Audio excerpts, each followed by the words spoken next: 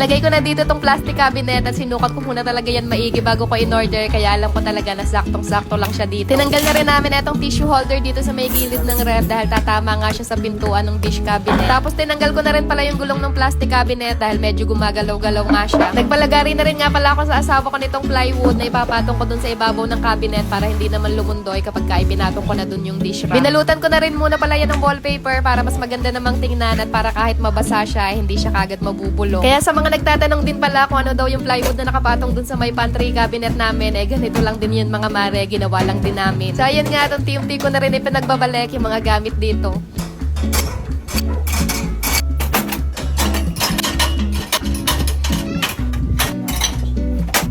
Tapos dito naman sa cabinet sa baba ko nilagay yung mga iba pang gamit sa kusina, kagaya ng mga mangkok, mga tupperwares, tsaka mga organizers ko.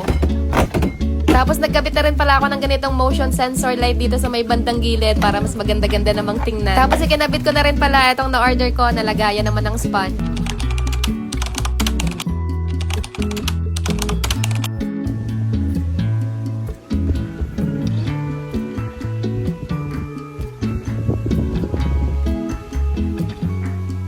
Para sa akin mga mare, mas nagustuhan ko talaga ngayon na itong bagong ayos ng kusina namin. At kung meron din nga pala kayong nagustuhan sa lahat ng mga na-order ko ngayon, ilalagay ko na lang din lahat ng link sa comment section.